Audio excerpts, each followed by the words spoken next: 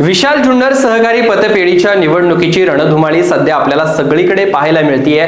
प्रत्येक मतदार आपापल्या परीने प्रचार करताना आपल्याला दिसतो आहे। विशाल जुन्नर संस्थापक सहकार परिवर्तन पॅनेलच्या वतीनं पुणे आणि पिंपरी चिंचवड परिसरातील मतदार आणि सभासदांच्या भेटीगाठींना सुरुवात करण्यात आलेली आहे। भोसरी इंद्रायणी नगर येथे गणपती मंदिरामध्ये श्री गणेशाचे दर्शन घेऊन तसेच श्रीफळ वाढवून या उमेदवारांनी प्रचारक तसेच त्यांच्या सभासदांनी प्रचाराचा शुभारंभ केला आहे। दिनांक 5 नोव्हेंबर रोजी आपल्या जवळच्या मतदान केंद्रावरती जाऊन पॅनेलला मिळालेल्या रिक्षा या चिन्हावरती शिक्का मारून सर्व उमेदवारांना विजयी करण्याचं आवाहन उच्च शिक्षित आणि बँकिंग क्षेत्रातील तज्ञ उमेदवार रमेश बांगर, सदाशिव डुंबरे, सचिन हडवळे आणि त्यांच्या कार्यकर्त्यांकडून केलं जात आहे। दिनांक 29 ऑक्टोबर 2023 रोजी आकुर्डी आणि इंद्रायणी नगर येथे सभासदांचा मेळावा घेण्यात आला। इंद्रायणी नगर येथील गणपती मंदिरामध्ये श्री गणेशाचे दर्शन घेऊन तसेच नारळ वाढवून पुणे व पिंपरी चिंचवड भागात उमेदवार व कार्यकर्त्यांनी प्रचाराचा शुभारंभ केला। यावेळी आकुर्डी येथील पिंपरी चिंचवड महानगरपालिकेचे नगरसेवक प्रमोद कुटे यांनीही उपस्थित राहून आपले मत व्यक्त केले। भोसरीच्या इंद्रायणी नगर भागामध्ये सभासद आणि मतदारांचा भव्य मेळावा आयोजित करण्यात आला होता। ही सभा यशस्वी होण्यासाठी शिवनेरी सहकारी पतसंस्था भोसरीचे माजी अध्यक्ष कैलास आवटे आणि पतपेढीचे सभासद व उद्योजक मिन्नाथ सोनवणे यांनी विशेष प्रयत्न केले। यासह मेळावा सुरळीत पार पाडण्यासाठी उद्योजक गणेश संभेराव, सुहास वाघ, सुहास डुंबरे, धनंजय वाघ, विवेक सोनवणे, प्रवीण दौंडकर, विकास नवले, प्रकाश सहाने, संतोष गुंजाळ, भागोजी निघोट, सामाजिक कार्यकर्ते संतोष हांडे, गणपत पाडेकर, प्रशांत पायमोडे, अरविंद गोरडे, मंगेश संभेराव, हरिभक्त परायण किसन महाराज चौधरी, सभासद मंगेश कुटे, गजानन गवडी, ज्ञानेश्वर बोडके, नामदेव वाळुंज, अशोक पिसाळ यांसह पतपेढीचे सभासद व जुन्नर तालुका मित्र मंडळाचे सर्व पदाधिकारी व सदस्य मोठ्या संख्येने उपस्थित होते। विद्यमान संचालक मंडळातील काही सभासदांनी जाणीवपूर्वक कोट्यावधींचा भ्रष्टाचार केला असून हे प्रकार असेच वाढत राहिले तर संस्थेचे अस्तित्व धोक्यात येईल अशी चिंता उमेदवार सचिन हडवळे यांनी व्यक्त करत विरोधकांचा आपल्या अभ्यासपूर्ण भाषणाने चांगला समाचार घेतला। या सभांना मतदार, सभासद व कार्यकर्ते मोठ्या संख्येने उपस्थित होते। पाहुयात हा सविस्तर मेळावा। कैलास, 1 वर्षापूर्वी आपल्या विशाल सेवा मंडळाचं जे कॉलेज आहे, फार्मसी कॉलेज आणि इंटरनॅशनल आपली इंग्लिश स्कूल आपल्या नगरवाडीला, तर त्या संस्थेची निवडणूक गेल्या वर्षी झाली, मला वाटतं 1 वर्ष झालं असेल। तर त्यावेळेस आपण काय केलं, ही जी आता लोक आहेत नवीन, त्यांनी नवीन एक पॅनल तयार केलं आणि जुन्यांनी सुद्धा एक पॅनल तयार केलं। पण लोकांपुढे ज्यावेळेस हा भ्रष्टाचार आढळून आला त्यावेळेस लोकांनी खरोखर आमच्या नवीन पॅनलला 10 लोकांना निवडून आणलं, त्यांचा फक्त एकच माणूस निवडून आला। कारण ही संस्था आज काही एक ब्रांच असलेली पतसंस्था नाही राहिलेली आहे। ही संस्था जी छोट्या मोठ्या लोकांनी, कामगारांनी उभी केलेली संस्था आहे। आज त्या संस्थेचे जवळजवळ 85,000 सभासद आहेत, 40 शाखा आहेत, 1,500 कोटीच्या वरची ही संस्था गेलेली आहे आणि एवढं मोठं विश्व उभं राहिला जवळजवळ 40-42 वर्षांचा कालावधी लोटलेला आहे। आजचं जीवनमान पाहता एक पूर्ण पिढी ह्यासाठी वाहिली गेलेली आहे। आता ही संस्था सुरू झालेली आहे ही आपल्या जुन्नर विभागातून, जुन्नर आंबेगाव असेल, आपले आजूबाजूचे तालुके असतील, जुन्नर पुणे शहर असेल, मुंबई ठाणे, ह्या शहरातल्या सर्वसामान्य लोकांनी विश्वास ठेवून, गोरगरीब लोकांनी यामध्ये ठेवी ठेवून ह्या संस्थेला हातभार लावलेला आहे। ही संस्था उभी करताना त्यांचे जे कोणी फाउंडर्स असतील ते जरुरी नाही आहे की ते आमचे पालक आहेत, त्यांच्याबरोबर इतरही काही सभासद असतील जे त्यावेळी कोणत्याही पदाची अपेक्षा न करता त्यांच्याबरोबर झटले असतील आणि ही संस्था वाढायला त्यांनी मदत केली असेल। त्यांचंही एक स्वप्न असेल की भले आम्ही इथे ट्रस्टी नसू पण आपली एक संस्था ही खूप मोठ्या उंचीवर जाते आणि ती संस्था अबाधित राहिली पाहिजे, हे प्रत्येकाचं स्वप्न असतं। आपल्याला जशी काळजी असते, वडील वारल्यानंतर आपण कसे पहिले पळत जातो, जाऊन पहिलं सातबाऱ्यावरती आपलं नाव लागलं पाहिजे। माझे ज्यावेळी वडील वारले ना त्यावेळी इथे असलेल्या एका संचालकाने मला सांगितलं होतं, सचिन संस्थेचं संचालक पद म्हणजे हे 7/12 नाही आहे. मी त्यावेळी त्यांना बोललेलो, तुम्ही म्हणताय हे बरोबर आहे, संस्थेचं संचालक पद हे 7/12 नाही आहे. आणि आता ज्यावेळी आवाज उठवला आम्ही, त्यावेळी आम्ही त्यांना तेच सांगितलं की आम्ही संचालक पदासाठी नाही लढत आहे. संस्थेचं जर अस्तित्व असेल ते आमच्यासाठी 7/12 सारखं आहे.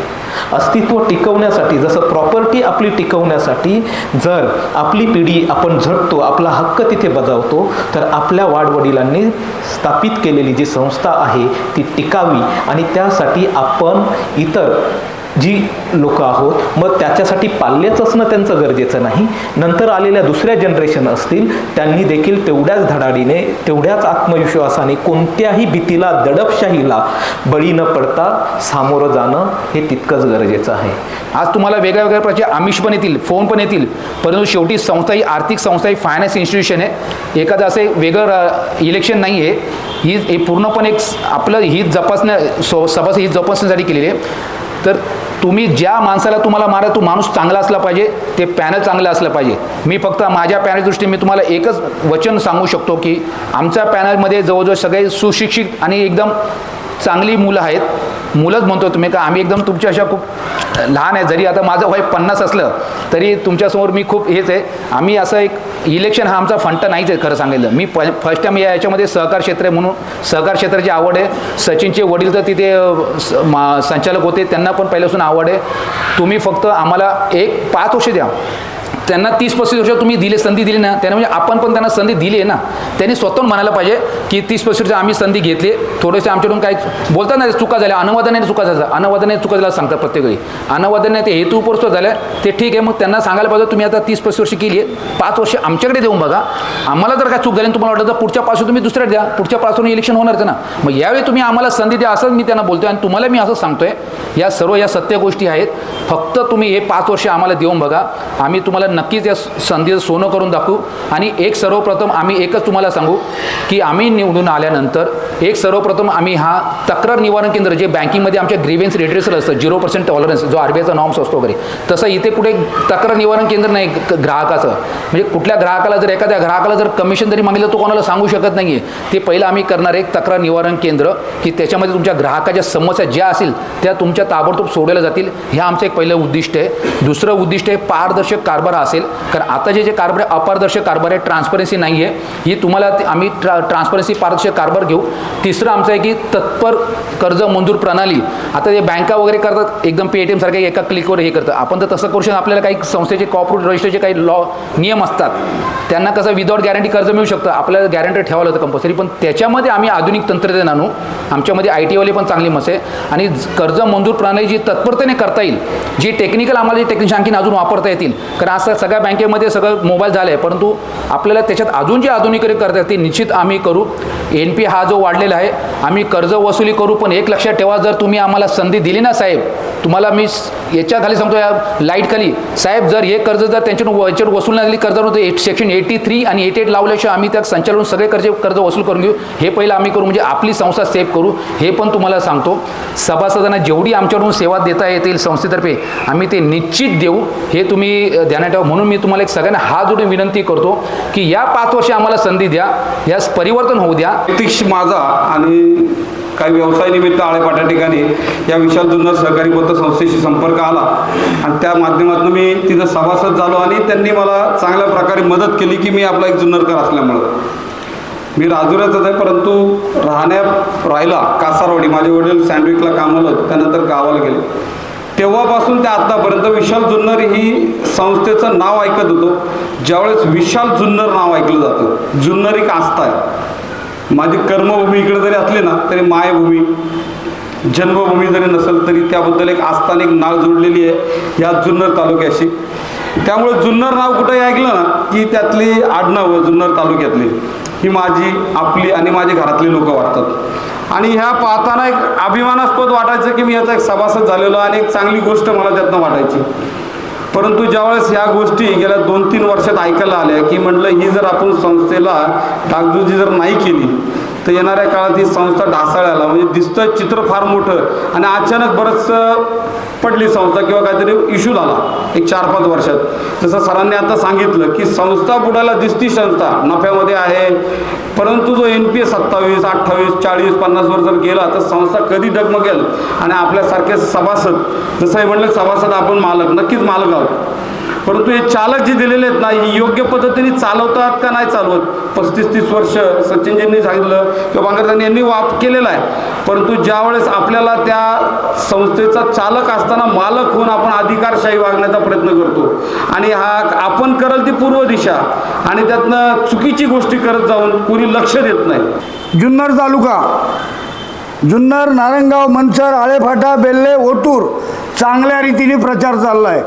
दादा, मी मगाशी तुम्हाला बोललो आहे त्याप्रमाणे तुमच्याकडे 13 शाखा आहेत. एक सभासद म्हणून नालायक पॅनलला बायकॉट करायचं आहे, घरी बसवायचं आहे. परिवर्तन पॅनल म्हणजे सुसंस्कृत चालक, मालक आपणच राहणार हे ठाम बोलून, तसं ह्यांच्या पाठबळासाठी 13 शाखेबद्दल जी काय मदत करता येईल मला ती मी स्वतः वैयक्तिकरित्या करीन. लक्षात आलं होतं मी या संस्थेचा सभासद आहे, म्हणजे मी मालक आहे आणि मालक या नात्यानं तर एका बाजूने बोलणार आहेच, परंतु संस्थापक संचालक मंडळ जे होतं त्यांच्याशी देखील माझा खूप जवळून संबंध होता आहे. मी आज आपल्याला सांगतो,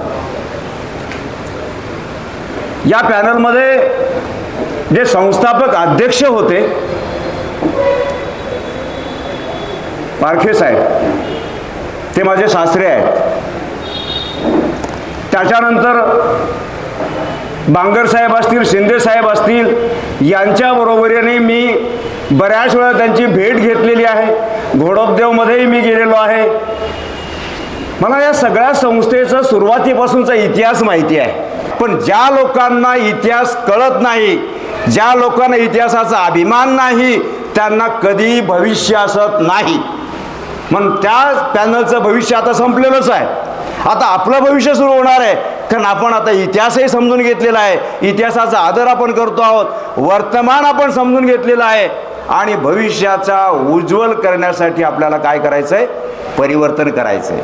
भविष्य उज्ज्वल करायचं असेल तर परिवर्तनाची गरज आहे. अन्यथा आज जहाजाला लहान भोग पडलेलं आहे. जहाज समुद्रातून चाललेलं आहे, त्याला लहान भोग पडलेला आहे आणि म्हणून आपण असे जर शांत राहिलो, स्वस्थ बसलात तर जहाज बुडण्याची शक्यता आहे. त्याला फार वेळ लागणार नाही. ही तुम्हाला धोक्याची घंटा आपण लक्षात घेतली पाहिजे. पण हे जहाज जर आपल्याला टिकवायचं असेल आणि भविष्य जर उज्ज्वल करायचे असेल तर आपल्याला विशाल जुन्नर संस्थापक परिवर्तन पॅनलला निवडून द्यावंच लागेल. त्याच्याशिवाय तुम्हाला कुठलाही पर्याय नाही. यामध्ये एक शब्द जो त्यांनी वापरला फार मला आवडलं, ते विशाल जुन्नर बचाओ. फार सुंदर टायटल आहे.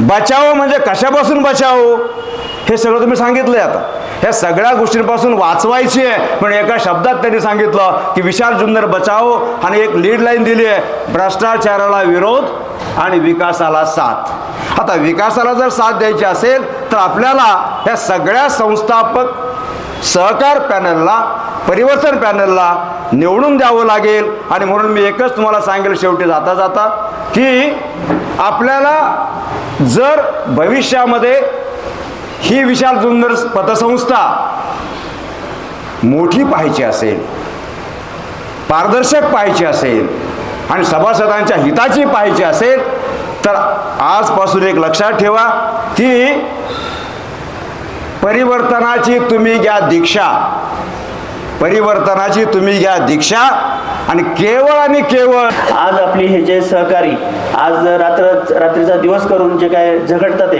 ह्यांच्यासाठी आपण एक आज निश्चय करायचा आहे की साधारण आपण 1 तास तरी दररोज देऊन येणाऱ्या 5 तारखेपर्यंत दररोज 1 तास देऊन काय म्हणजे 5 आता त्यांनी सुद्धा बघा इथे संख्यानं सुद्धा जास्त, पण आज सचिन आणि रमेश बांगर किंवा हे आमचे सर्व सहकारी आहेत आज इथे त्यांनी नावाचा उल्लेख न करता ज्या तळमळीने त्यांनी सांगितलं, एक एक व्यक्तीला हे जाऊन सांगतात ते त्यांनी.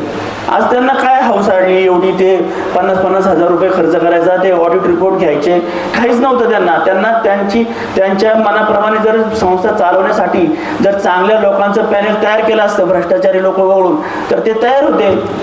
कालही मी आपल्या राजुरीमध्ये एका कार्यक्रमाच्या निमित्ताने सेवा समितीचे अध्यक्ष मला भेटले, अंकुशराव सोनवणे होते, महेंद्र शिंदे साहेब पण भेटले मला त्या ठिकाणी. त्यावेळेला आमची चर्चा झाली. खरोखरच ह्या व्यक्तीकडं पाहताना झगमगाट नाही, कुठं शोबाजी नाही, लीनता आहे, प्रामाणिकपणा आहे आणि बुद्धिमत्ता पण आहे. म्हणजे त्यांच्याकडे सर्व क्षमता आहे. नुसतं आपण त्यांचे वडील त्या ठिकाणी संस्थापक होते म्हणून ही मंडळी आज या ठिकाणी उभी राहिलेली नाही. ही गोष्ट आपण आपल्या प्रत्येक सभासदापर्यंत पोहोचवायचं आहे. शेवटी सभासद सुद्धा आज त्यांनी त्यांचे पैसे ठेवलेले आहेत, कर्ज घेतलेले आहेत आणि ही संस्था आता काय फक्त जुन्नरकरांची नाही राहिलेली. आता जुन्नरकरांचा अभिमान आणि स्वाभिमान आपल्याला आहेच, पण ही संस्था आता संपूर्ण भारताची झालेली आहे. कारण आज 85,000 सभासद आहे, म्हणजे प्रत्येक स्टेटमधला सभासद आहे तुमच्याकडं. म्हणजे हे जर काम जर जपायचं असेल आणि ह्या संस्थेचा जर विस्तार अजून पुढे जायचा असेल आणि आपल्याला आपला अभिमान म्हणून ती जर आपल्याला अजून पुढच्या क्रमांकावर न्यायची असेल तर, आणि ती जर वाचवायची असेल तर ही आपली आज जबाबदारी ओळखून सर्वांनी त्या पद्धतीने आपण काम करू आणि त्या पद्धतीने आपण सर्वजण कार्यरत राहू. आणि येत्या 5 तारखेला कुठलंही जमलिंग न करताना, याच्यामध्ये मी आता निवडणुकीचा अनुभव घेतलेला आहे, ह्याच्यामध्ये ह्या पॅनेलमधला एकाला द्यायचं आणि त्या पॅनेलमधला एकाला द्यायचं असं जमलिंग डोक्यात ठेवूच नका. तुम्ही ज्या पत्रिका येतात त्या पत्रिकावरती प्रत्येक 15 रिक्षा असणार आहे. जेवढ्या रिक्षा आहेत तेवढ्यावरती ठप्पा मारा. कारण तुम्ही जर उलटं पालट मत जर करत गेला, इकडं याला करायचंय का त्याला करायचंय, नावं वगैरे जर बघत गेलात, मतदान बाद होईल. म्हणजे आपण एवढा वेळ देतो, त्या ठिकाणी येतो, सर्वजण एवढे कार्यरत राहतं आणि एवढी मोठी यंत्रणा कामाला लागते, ती सगळी वाया जाते, तुमचं मतदान बाद होतं. मग काय करायचं की 15 उमेदवार आहेत, प्रत्येक बॅलेटवरती जी रिक्षा आहे तेवढ्या रिक्षावरती शिक्का मारायचा, बरोबर ना साहेब? हां, प्रत्येक बॅलेटवरती जेवढ्या रिक्षा आहेत तेवढ्या शिक्का मारायच्या, फक्त 15 मोजून त्या होतात बरोबर. म्हणजे अजिबात गडबड गोंधळ नाही करायचा. कारण आता काय झालं की जी अगोदरची 50-60 वयाची जी होते, मी आता ज्या इलेक्शनच्या याच्यामध्ये ज्या पद्धती बघितल्या तर त्याच्यात त्यांचा गोंधळ होतो.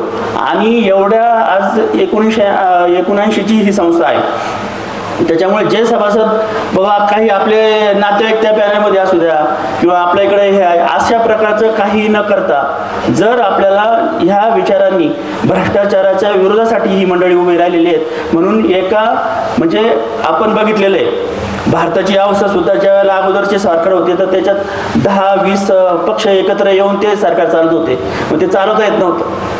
मग सगळ्या जर मताधिक्याने जर सगळ्याच्या सगळं पॅनल जर लागलं तर चांगल्या पद्धतीने त्यांना त्याचा भ्रष्टाचार थांबवता येईल आणि संस्थेची पण प्रगती करता येईल. त्याच्यामुळं येत्या 5 तारखेला कुठलाही गोंधळ न करता आपण जर एकदा त्या ठिकाणी गेलो ना तर पूर्ण 4 प्रकारच्या ज्या काही त्या लिस्ट असतील त्या घ्यायच्या आणि रिक्षावरती सरळ व्यवस्थित शिक्का मारून ते पूर्ण करायचं.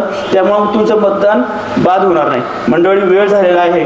पुन्हा एकदा ह्या सर्व उमेदवारांना मी शुभेच्छा देतो आणि थांबतो. जय हिंद, जय महाराष्ट्र.